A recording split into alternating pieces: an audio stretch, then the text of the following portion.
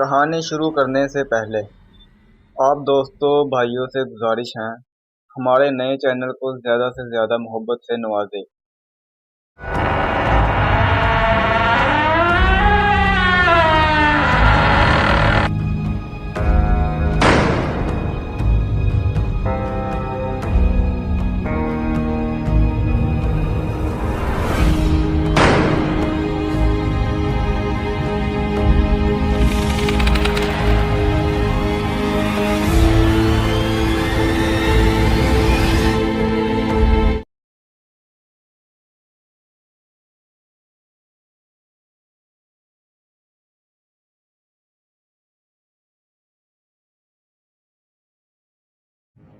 آج کل کے دور میں جنات وغیرہ پہ یقین کرنا تو بہت مشکل ہے۔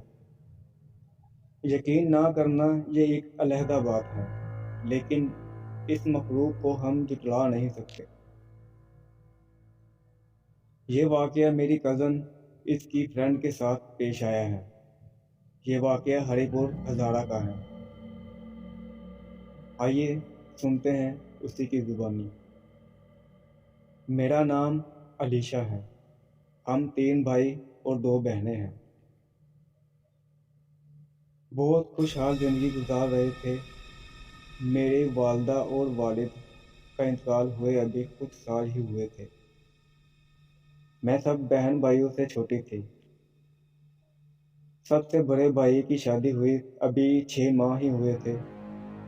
شادی کے کچھ ماہ بعد بہت عجیب و غریب ایکٹیویٹی ہونا شروع ہو گئی۔ مجھے بہت اچھی طرح یاد ہے۔ ان دنوں کو میں بھول کر بھی بھول نہیں سکتی۔ میرے بھائی بہت خوش مزاج تھے۔ کبھی بھائیوں نے ماں باپ کی کمی محسوس ہونے نہیں دی۔ ایک رات پھر یوں ہوا، ہم سب اپنے اپنے کمروں میں سو رہے تھے کہ آدھی رات کو ہمیں یہ محسوس ہوا جیسے چھت پہ کوئی بہت بھاری بھرکم چیز گری ہو۔ ہماری چھت پہ ایک کمرہ تھا۔ اس کمرے کے بالکل نیچے ہمارا کمرہ تھا۔ یہ کمرہ ہم دونوں بہنوں کا تھا۔ جیسے ہی یہ آواز سنی ہم دونوں بہنیں ایک دم اٹھ گئی اور ایک دوسرے کو دیکھنے لگ پڑی۔ میں نے اپنی بڑی بہن سے پوچھا کہ یہ آواز کیسی ہے؟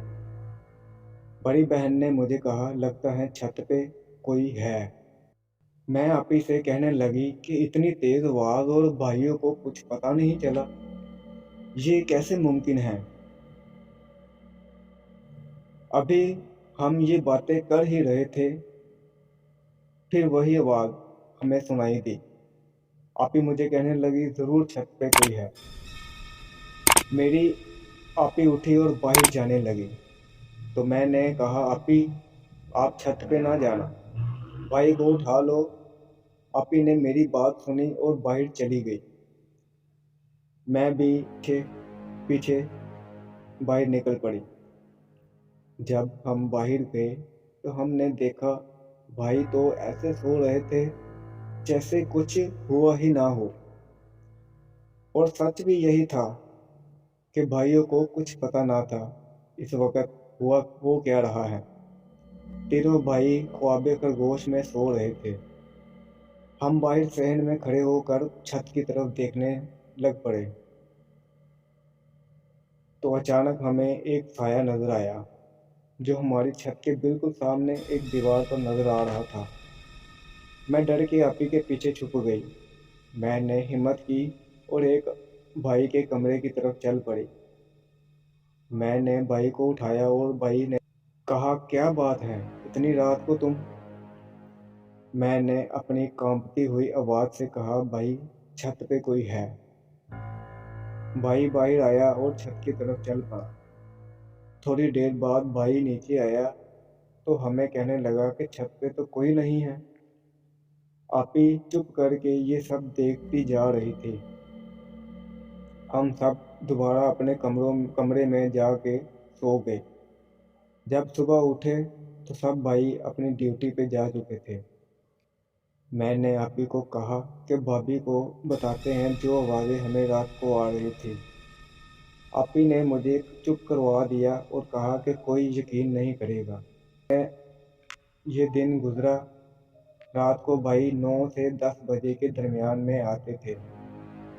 इस रात जब हम सोने के लिए गए तो काफ़ी रात हो चुकी थी।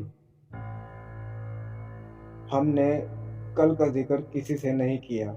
आज फिर उसी टाइम वही आवाज़, लेकिन आज इस आवाज़ के साथ हमारे कमरे का दरवाज़ा भी खुद ब खुद खुल गया था। हैरानगी इस बात की थी कि हम बहनों के अलावा और किसी को कोई आवाज़ नहीं आ रही थी।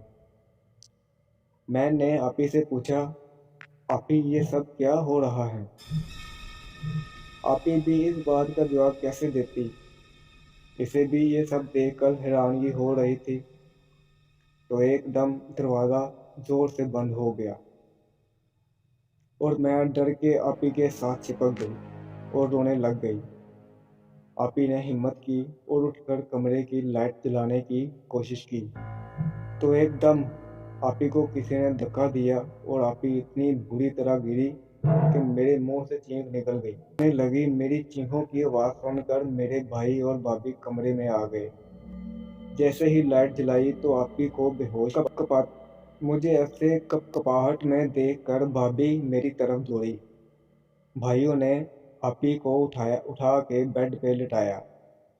सब परेशान हो गए थे कि ये अचानक ऐसा क्या हुआ, और भाभी मुझे हौसला देती रही और साथ में पूछ भी रही कि क्या हुआ है, लेकिन खौफ की वजह से मैं कुछ बोल भी ना पा रही थी। इसी वक्त भाई ने फ़ोन किया अपने फैमिली डॉक्टर को। डॉक्टर ने कहा, घबराने की ज़रूरत नहीं है, बुखार की वजह से ये बेहोश है। इंजेक्शन लगा दिया है, थोड़ी देर बाद होश आ जाएगी। लेकिन सुबह के 12 बज चुके थे। आपी अभी भी बेहोश थी। आपी को होश ना आने की वजह से भाई ने मुनासिब समझा कि हॉस्पिटल चलते हैं। हॉस्पिटल ले जाके भी डॉक्टरों ने ऐसा ही जवाब दिया कि बुखार की वजह से बेहोश हैं। ड्रिप वगैरह लगा दी है, कुछ देर बाद होश आ जाएगी। तो वो दिन भी गुजर गया, रात भी गुजर गई, लेकिन आपी को होश ना आई। सब डॉक्टर परेशान थे। आपी के सब टेस्ट भी ले लिए थे, लेकिन रिपोर्ट में ऐसा कुछ ना आया। सब डॉक्टर हैरान थे कि हुआ भी कुछ नहीं और बेहोश भी 2 दिन से है। तो डॉक्टरों को अब कुछ समझ नहीं आ रहा था। आज रात मेरे कमरे में इस रात तो ऐसा हुआ कि पाँव के नीचे से ज़मीन निकल जाए। आज फिर वो आवाज़ सिर्फ मुझे ही आई थी। अचानक मेरी नज़र दरवाजे पर पड़ी तो वहाँ आपी खड़ी थी, मेरी तरफ घूर रही थी। ये सब मंजर देख के मैंने भाभी को उठाना चाहा तो क्या देख रही थी कि आपी कभी गायब हो जाती और कभी किसी जगह खड़ी नजर आती। आपी की आंखें सुर्ख अंगारे की तरह चमक रही थी। इसके बाल खुले हुए थे। मैंने अचानक चीख मारी। भाभी और भाई उठ गए और मैं कह रही थी कि आपी दरवाजे पे खड़ी है, और अचानक ऐसा हुआ कि मुझ पर खून के छींटे गिरे। भाभी और भाई घबरा गए।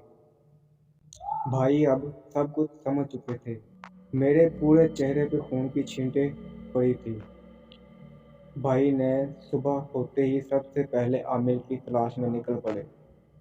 मोहल्ले के एक मस्जिद के इमाम को लेकर आए तो दीवार पे खून के छींटे पड़े देखकर भाई को कहने लगे कि ये काले इल्म की निशानी है।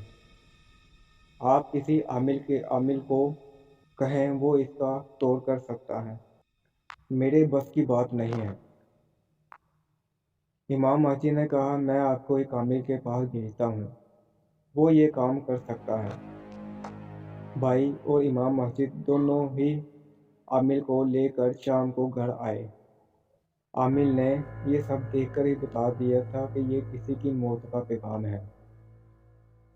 भाई ने आमिल साहब को बताया कि मेरी बहन 2 दिन से हॉस्पिटल में बेहोश पड़ी है,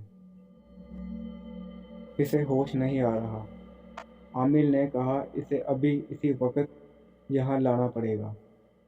بھائی نے بغیر سوچے سمجھے آپی کو گھر لینے کے لیے روانہ ہو گئے۔ ڈاکٹر تھے کہ اس بات کو مان ہی نہیں رہے تھے۔ بھائی نے ڈاکٹروں کو سب کچھ بتایا لیکن ڈاکٹر جنات وغیرہ پہ یقین نہیں رکھتے تھے۔ بہت کوشش کرنے کے بعد ڈاکٹروں نے کہا ٹھیک ہے، آپ اس کاغذ پہ سائن کریں اور لے جا سکتے ہیں۔ بھائی نے بنا کچھ پڑھے سائن کر دیے اور جلدی سے گاڑی میں لٹایا اور گھر لے آئے۔ ابھی عامل نے پڑھنا شروع ہی کیا تھا تو آپی اٹھ کر بیٹھ گئی اور ایک مرد کی آواز میں ہنگرانے لگی۔ ہم سب یہ منظر دیکھ رہے تھے۔ عامل صاحب کچھ پڑھنے میں مصروف تھے۔ آپی کی خوفناک چیخوں نے پورے گھر میں ایک خوف پیدا کر دیا تھا۔ میں ڈر کے مارے بھابھی کے گلے لگ کر رونے لگ پڑے۔ بھابھی مجھے حوصلہ دیتی رہی۔ آپی تڑپ رہی تھی اور بہت خوفناک منظر تھا۔ وہ ہمارے لیے بہت خوفناک منظر تھا۔ عامل صاحب اٹھے، باہر دروازے کے پاس جا کے دروازے کے چاروں کونوں میں کچھ پھونک کر دم کیا اور ایسے ہی چھت کی سیڑھیوں پہ کچھ پھونک کر دم کیا اور آپی کے پاس آپی کے سامنے جا کر بیٹھ گئے اور کہنے لگے کون ہو تم اور اس بچی کو کیوں تنگ کر رہے ہو؟ آپی اونچی اونچی ہنس رہی تھی، اتنی خوفناک ہنسی تھی اور چلا رہی تھی کہ میں کسی کو نہیں چھوڑوں گا۔ عامل نے کہا تم کو کس نے بھیجا ہے؟ آپی پھر ایک خوفناک ہنسی کے ساتھ عامل کو کہنے لگی میں کسی کو نہیں چھوڑوں گا۔ عامل نے کہا تم ایسے نہیں مانو گے۔ جیسے ہی عامل نے کچھ پڑھ کر پھونک ماری تو آپی ایسے تڑپ رہی تھی جیسے پانی کے بنا مچھلی تڑپ رہی ہو۔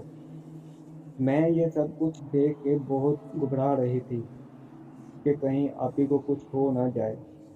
عامل نے پھر کہا کہ تم کیا چاہتی ہو؟ ایک دم وہی موٹی آواز خوفناک لہجے میں بولا سب کی موت، سب کی موت۔ عامل نے کہا لیکن تم ان کو کیوں مارنا چاہتے ہو؟ پھر وہی موٹی اور خوفناک آواز نے ہمیں چمکا دیا کہ ان سب کی موت کے لیے مجھے بھیجا گیا ہے، میں ان کو مار کر ہی جاؤں گا۔ بھائی بھابھی اور ساتھ پڑوسی یہ سب دیکھ رہے تھے کہ اچانک عامل نے کہا اگر میں تم کو جلا دوں تو؟ آپی ایسے اچھلنے لگی اور کہنے لگی کہ نہیں تم مجھے نہیں جلا سکتے۔ جیسے ہی عامل نے کچھ پڑھ کر دوبارہ پھونکا تو آپی بے ہوش ہو گئی اور بھائی کو عامل صاحب نے کہا جلدی سے مجھے ایک مٹی کی ہانڈی لا کے دو۔ بھائی اسی وقت بازار گئے اور ہانڈی لے کر آئے اور عامل صاحب کو ہانڈی دے دی۔ عامل صاحب نے اپنے پاس رکھی اور کچھ پڑھ کر ہانڈی میں پھونکتے جا رہے تھے۔ آپی چیختی ہوئی بولی مجھے مت مارو میں اسے چھوڑ دوں گا، مجھے مت مارو میں اسے چھوڑ دوں گا۔ عامل صاحب نے جلدی سے پوچھا تم کو کس نے بھیجا ہے؟ پھر ایک خوفناک آواز نے کہا کہ ان کے قریبی رشتہ دار ہیں جو ان کے پڑاتی اور اس گھر کے مالک بننا چاہتے ہیں۔ عامل صاحب نے بھائی کی طرف دیکھا، بھائی حیرانگی سے یہ سب سن رہے تھے۔ عامل نے آخر اس جنات کے منہ سے بات نکلوا ہی لی۔ آپ سب دوستوں سے گزارش ہے کہ وہ نام میں نہیں بتا سکتی، وہ ہمارے بہت نزدیکی رشتہ دار ہیں۔ تو عامل نے جنات کو ہانڈی میں بند کر دیا اور کہا اسے میں جہاں کہوں گا وہاں جا کے توڑ دینا، یہ جل جائے گا۔ کچھ دیر بعد آپی بے ہوش ہو گئی۔ اب آپی بالکل ٹھیک ہے۔ بھائی نے بنا بتائے جن لوگوں نے جادو کروایا تھا ان کو بلایا لیکن کچھ محسوس نہ ہونے دیا کہ ہمارے ساتھ کیا گزرا ہے۔ بھائی نے ان کو بلا کر کہا آپ لوگوں کا جتنا حصہ بنتا ہے آپ مجھے بتائیں۔ کچھ دنوں بعد مکان بیچ دیا اور ان کو ان کا حصہ دے دیا۔ آج ہم ان سے بالکل نہیں ملتے۔ الحمدللہ آج آپی کی شادی ہو گئی ہے، وہ اپنے گھر میں خوش ہیں۔ یہ تھی حقیقت۔ دعا کرتی ہوں اللہ تعالیٰ کالے جادو جیسے نحوست سے ہم کو محفوظ رکھے۔ جو یہ کام کرتے ہیں یا کرواتے ہیں اللہ ان کو ہدایت دے۔ دوستو، اگر یہ آپ کو کہانی پسند آئی ہے تو ایک سبسکرائب اور لائک ضرور بنتا ہے۔ آپ لوگوں کی محبت سے ہی میں اس طرح کی حقیقت کہانی لاتا رہوں گا۔ میری دعا ہے آپ جہاں بھی رہیں، جیسے بھی رہیں، خوش رہیں۔ اللہ حافظ۔